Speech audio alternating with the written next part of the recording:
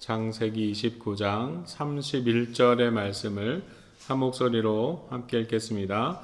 여호와께서 레아가 사랑받지 못함을 보시고 그의 태를 여셨으나 라헬은 자녀가 없었더라. 아멘. 오늘 이 창세기 29장의 말씀을 보면 이제 여러 인물들이 등장하고 있습니다. 중요한 인물 중에 한 사람이 야곱이죠. 야곱이 아버지 이삭을 속이고 이제 장자의 그런 축복의 기도를 받습니다. 그래서 그 형 에서를 피해서 이제 먼 곳으로 이제 도망와 있는 그런 상황을 우리가 이제 생각해 볼 수가 있습니다. 그래서 야곱이 멀리 지금 이제 어떤 좋은 마음을 가지고 여행을 떠나서 먼 친척을 만나러 온 것이 아니라 그가 그 형에서 지금 화나 있는 어쩌면 지금 그 동생 야곱을 죽일 수도 있는 그런 상황 속에서 두려움을 가지고 급하게 야곱이 그 집을 떠나서 먼 여행을 떠나 지금 외삼촌 라반의 집에까지 이제 와 있는 그런 상황들을 보게 되어집니다. 우리가 이 말씀 가운데 과연 이 야곱의 행동이 하나님 앞에 옳은 것이냐, 옳지 못한 것이냐, 이제 그런 여러 가지 생각들을 우리가 해 볼 수가 있습니다. 하지만 여전히 하나님께서 이 야곱의 여정 속에서 그를 지켜주셨고 또 그와 함께 하셨음을 우리가 이제 보게 되어지죠.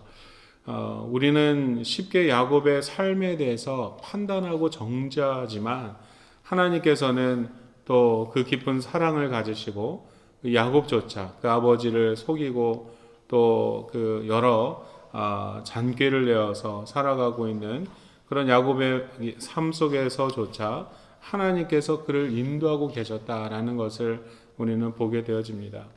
여하튼 간에 야곱이 이제 라반의 집에 왔을 때 그가 사랑에 빠지죠.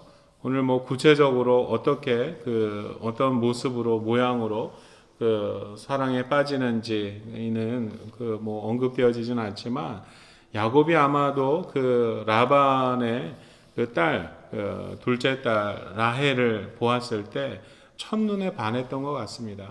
그래서 이 라반에게 이제 7년을 그에게 일을 해주고 그 후에 그 딸 라헬과 결혼 약속을 이제 얻게 되어지죠. 그래서 열심히 7년을 어떤 면에서는 보내며 이 라헬을 사랑하는 마음으로 그 7년이 아주 아주 기쁨으로 그 세월을 보냈습니다. 그러면서 이제 그때가 되어서 야곱은 라헬과 결혼하기 위해서 이제 이제 잔치를 이제 하게 되어지죠.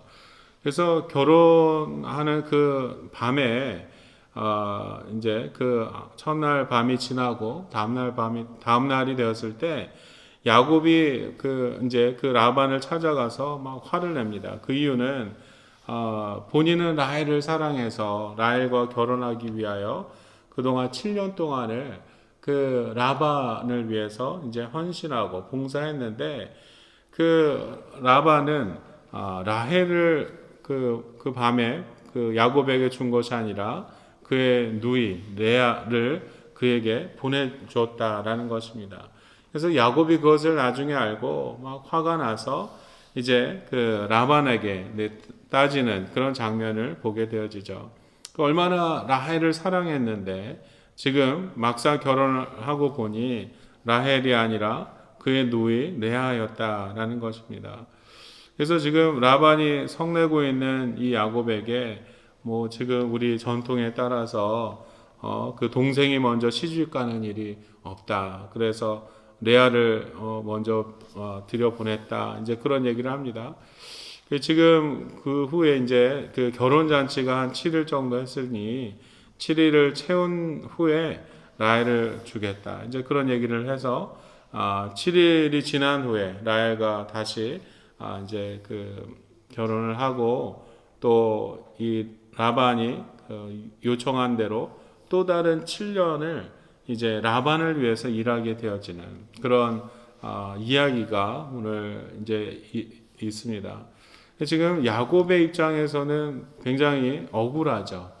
그가 사랑한 그 라헬을 위해서 또 그를 생각하며 라반의 집에서 종과 같이 7년을 열심히 일했는데 이제 결국에 와서는 그 라헬이 아니라 레아를 또 얻게 되어지고 또 라헬을 또 얻기 위해서 또 다른 7년을 라반을 위해 일하게 되어지는 그 상황입니다.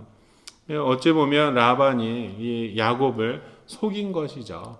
뭐 정당한 마음이 있었다면 진짜 라반이 그 전통에 따라서 레아도 그렇고 라헬도 그렇고 이제 그런 부분에 대해서 이제 생각하고 있었다면 이 야곱에게 처음부터 그런 이야기들을 했을 것입니다. 그래서 그 뭐 여러 가지 이해관계 속에서 야곱에게 그 뭐 이야기를 통하여 그 상황에 대한 설명을 결혼하기 전부터 그렇게 충분히 이야기할 수 있었음에도 불구하고 라반은 그렇지 않고 이제 야곱을 속이는 그런 모습들을 우리가 좀 그 관계들을 생각해 볼 수가 있습니다. 그래서 야곱과 라반의 관계뿐만 아니라 오늘 이 말씀 좀 읽은 것 같이 여호와께서 레아가 사랑받지 못함을 보시고 그의 태를 여셨으나 라헬은 자녀가 없었더라. 우리가 전통적으로 볼 때 레아가 야곱의 아내죠. 그리고 뭐 우리가 전통적으로 생각할 때 라헬은 그의 뭐 첩이 되어지는 그런 것과도 같습니다. 그래서 그런 이 레아가 야곱의 그 첫 번째 아내가 되었지만 오늘 이 31절 말씀과 같이 그리고 오늘 이 29장의 배경을 볼 때에도 레아가 야곱에게 사랑받지 못한 아내였구나 라는 것을 우리가 쉽게 찾아볼 수가 있습니다. 그래서 레아는 그 본인이 그 선택한 것이 아니죠.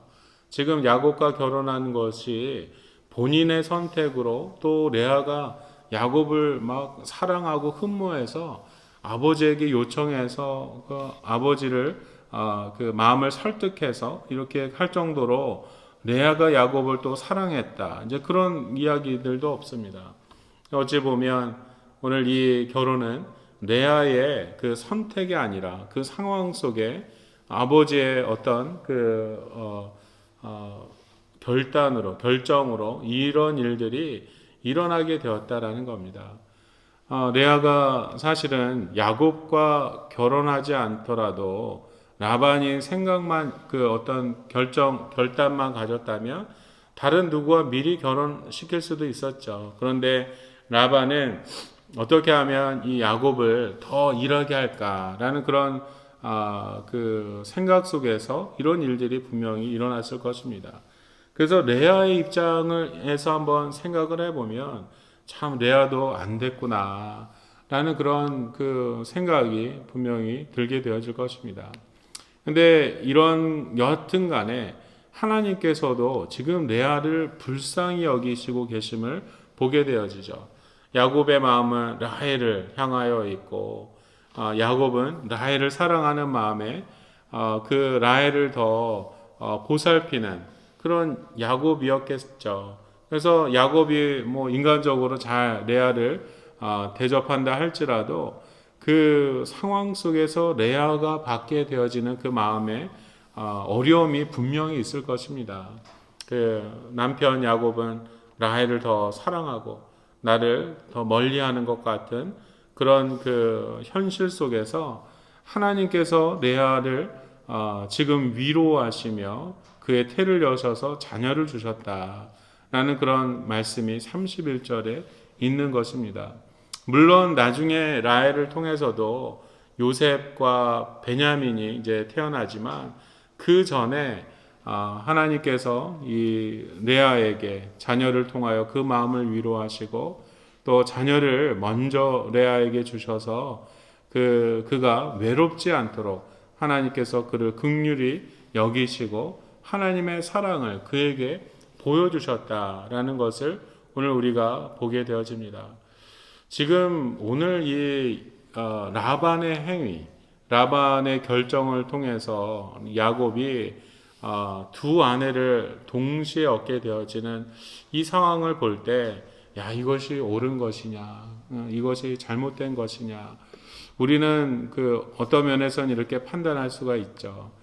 하나님 편에서는 이것이 과연 옳은 것이냐라고 생각해 볼 때, 사실은 하나님은 일부 다처에 대해서 말씀하지 않으십니다. 어제도 우리가 에덴 동산에서의 아담과 하와 이야기를 잠깐 했지만, 하나님께서는 아담에게 한 여인을 주셔서 그들이 그 가정을 이루며 또 서로 사랑하는 그런 가정을 이어가기를 하나님께서 원하셨다라는 거죠. 나중에 이 가인의 후손을 통해서 라멕이 그 이제 성경에서는 최초로 두 아내를 얻었다라고 이제 성경은 기록하고 있습니다.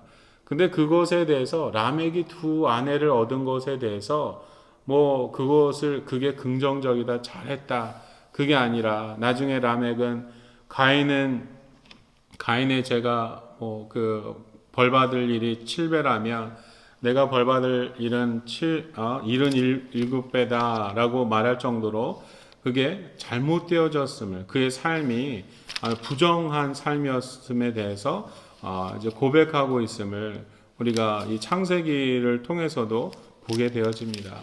그래서 일부 다처, 오늘 이 야곱이 이 라헬과 이 레아를 동시에 아내로 얻게 되어진 이 장면에서 하나님은 이것을 어떻게 판단하실까라고 생각해 볼 때, 이것은 하나님께서 원하시는 그런 모습들은 아니죠.